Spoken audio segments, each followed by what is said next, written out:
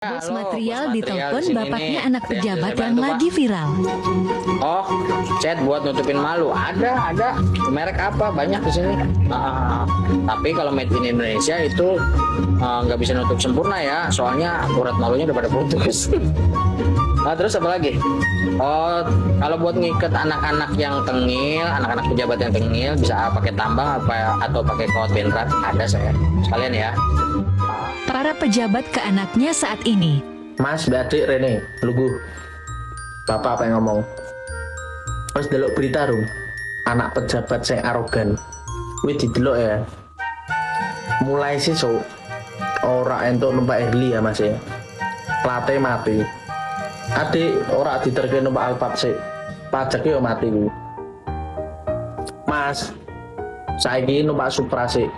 Nepek tuh bensin ning arep gang. Eceran sih ra apa-apa. Bapak sih bayar. Adik sesuk go L300 sih, bego teratak. Ya. Daripada bapak dicopot.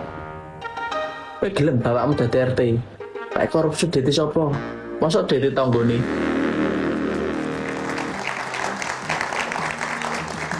Ya, itu kita saksikan tadi kompilasi reaksi ya dari netizen lewat nyinyiran, lewat satir mengenai kasus David dan turunannya seperti itu. Kasus Mario juga termasuk yang dikomentari. Mbak Devi, apa sih sebenarnya kaitan, apakah korelasinya kuat antara arogansi seorang anak dengan jabatan dan mungkin kekayaan harta dari orang tuanya? Bagaimana Anda melihat ini? Mohon maaf, apa yang kita lihat adalah tragedi kemanusiaan sekaligus tragedi kepemudaan yang terjadi secara global. Indonesia nggak sendirian. Dan saya sangat tidak setuju kalau kemudian ini dilokalisir, dipersempit hanya karena urusan pejabat. Karena faktanya kematian akibat pertarungan antar anak yang nggak ada hubungannya dengan urusan latar belakang kekayaan atau pendidikan orang tuanya itu terjadi seluruh dunia. Bahkan kalau di negara-negara barat sampai sudah dihitung setiap tahunnya uang yang hilang gara-gara pertarungan seperti ini tadi itu lebih dari 100 miliar dolar. Ini nggak main-main, ini bencana kemanusiaan. Ada apa fenomena ketika kemudian pertarungan anak, kenakalan mungkin anak atau remaja ini semakin meningkat? Salah satunya adalah lingkungan yang toksik. Lewat apa? Media. Dari lebih dari setengah abad, penelitian sudah panjang menunjukkan konten-konten yang berisikan kekerasan itu mendorong anak menjadi jauh lebih agresif. 23 tahun lalu ketika masih hanya televisi saja, itu konten-konten itu sudah membuat banyak angka pembunuhan sebagai angka keempat tertinggi penyebab anak meninggal. Bayangkan pada era televisi yang hanya nontonnya 3-4 jam. Ya. Hari ini anak-anak seluruh dunia paling sedikit 12 jam dengan tayangan yang sudah tidak ada sensor sama sekali. Jadi ini tidak bisa disangkal karena penelitiannya sudah sangat panjang. Kalau bicara, oh enggak Mbak Devi yang kemarin sangat parah. Mohon maaf, kalau di negara-negara barat anak tembak-tembakan. Bahkan mereka ada kasus 2014 itu nusuk anak lain 12 kali, cuman ketika ditanya kenapa? Iya, Slenderman nyuruh aku. Karena terobsesi pada jadi artinya kalau begitu salah siapa?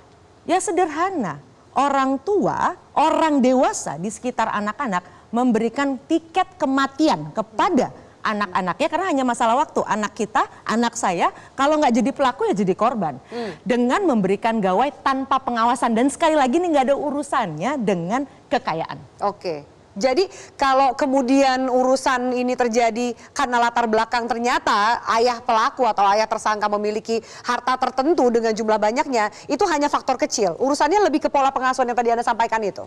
Paling tidak data akademik seperti itu. Kalau tidak dipercaya ya nggak apa-apa. Tapi artinya penelitian panjangnya demikian. Dan memang yang namanya anak dan remaja, kalau menurut teman-teman neuroscience, memang otaknya itu belum berkembang sampai umur 20 tahunan. Jadi sangat mungkin mereka kemudian jauh lebih rentan, jauh lebih baper, ditambah faktor-faktor tadi.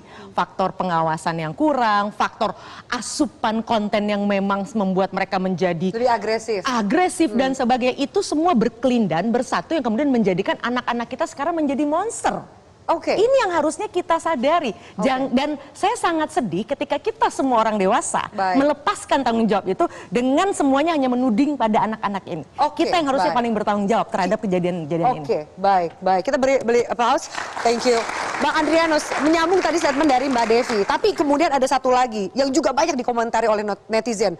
Kok bisa pelaku meminta rekannya untuk memvideokan? Ini bagaimana Anda melihat seolah bangga merasa menjadi superior ketika korban hasil kejahatan atau tindakannya kepada korban ada dokumentasinya? Ternyata sadar media itu tidak hanya pada saat seorang sadar, tapi juga pada saat seorang sudah emosi. Begitulah tingkat kesadaran media dari generasi yang sekarang ini. Ya. Dan saya menduga bahwa dengan adanya media itu lalu yang menimbulkan yang saya katakan sebagai efek penonton. Ya.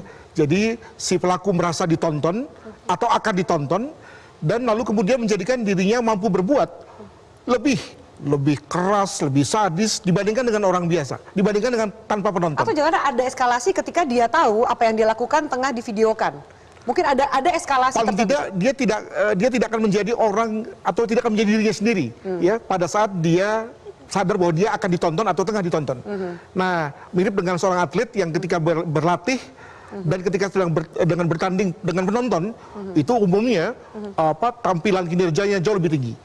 Nah, masalahnya adalah bahwa kalau itu untuk hal yang positif, it's okay. Yeah. Tapi untuk hal-hal yang Kejahatan, negatif, maka kemudian lalu menjadi destruktifnya luar biasa. Kembali kepada persoalan ini, kita kan pernah muda ya, Pak ya.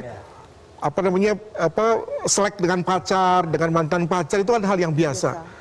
Dan umumnya juga pernah juga kita selesaikan dengan berkelahi juga. Tapi ada hal yang menjadikan berbeda antara perkelahian zaman dulu dan yang sekarang adalah pertama soal media, saya setuju dengan Mbak Devi. Dan yang kedua adalah jangan lupa juga dengan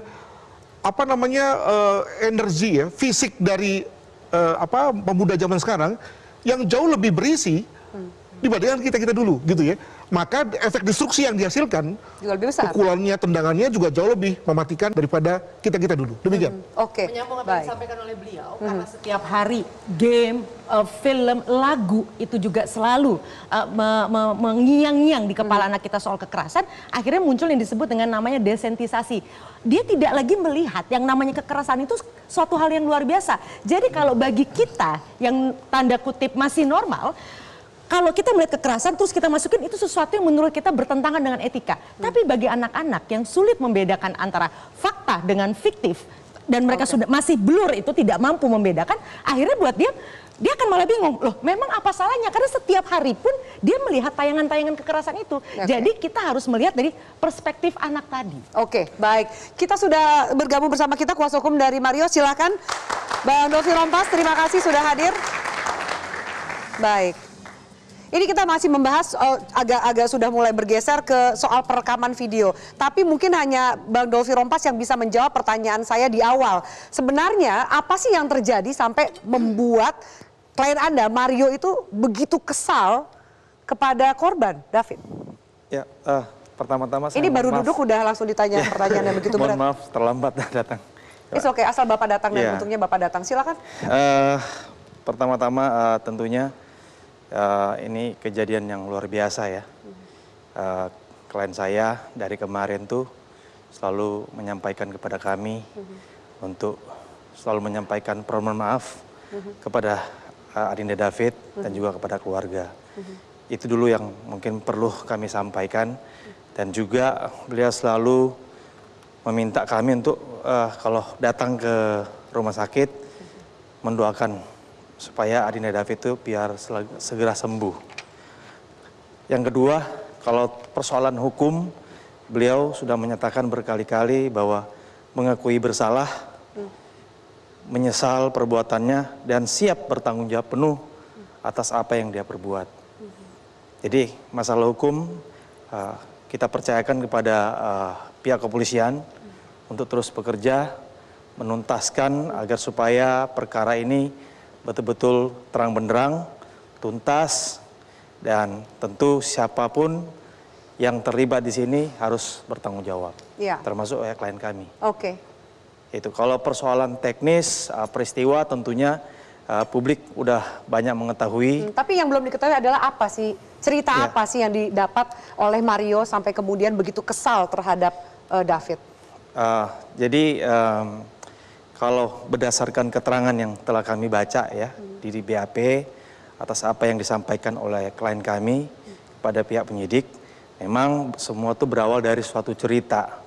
Jadi ada cerita yang disampaikan oleh saudari APA kepada klien kami terkait dengan hubungan antara saudari AG dengan Adinda David ya. Itu disampaikan, lalu klien kami mencoba meminta klarifikasi kepada saudari AG. Saudari AG tentang apa yang diceritakan oleh APA tersebut. Apa? Soal apa? Saya rasa kalau detailnya ya mungkin kami mohon maaf tidak bisa kami sampaikan ke publik. Mengenai apa? Gambarannya. Karena ini kan terkait dengan juga korban. Kami sangat bersimpati dengan keadaan korban, sehingga biarlah nanti penyidik lah yang lebih berkompeten untuk lebih menjelaskan secara detail.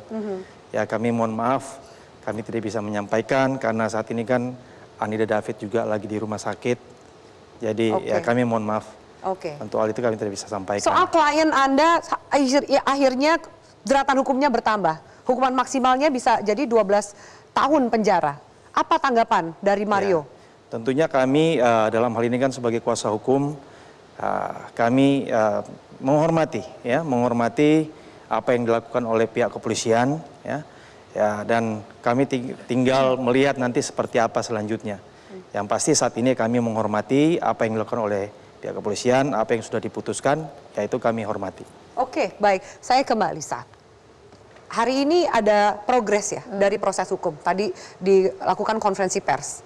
2 tersangka, penambahan pasal hukuman yang lebih berat, lalu ada satu lagi AG menjadi anak yang berkonflik dengan hukum, atau pelaku seperti itu. Bagaimana keluarga menerima hasil ini? Begini, tadi ketika kita sudah menerima berita terkait dengan penetapan satu pelaku lagi, yaitu anak yang berkonflik, inisial AG itu, kita mengapresiasi kepada pihak Polda Metro Jaya, juga pada Kapolres Jakarta Selatan, karena sudah membawa proses hukum ini ke step selanjutnya gitu. Sehingga kita berharap ke depan proses ini berjalan dengan baik sehingga David bisa memperolehkan keadilan yang seadil-adilnya buat David juga buat keluarga.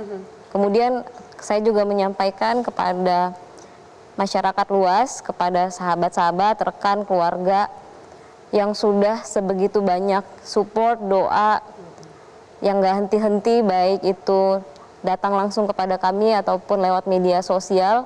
Karena jujur sekali kita sampaikan bahwa penganiayaan ini bukan saja hanya melukai hati keluarga dari klien kami saja, tapi juga melukai seluruh hati masyarakat Indonesia gitu. Meskipun tadi disampaikan bahwa banyak sekali penyebab apakah itu dari media dan lain sebagainya membuat anak seperti ini, tapi yang harus diingat menurut saya, efek jera itu kan tidak hanya terhadap pelaku.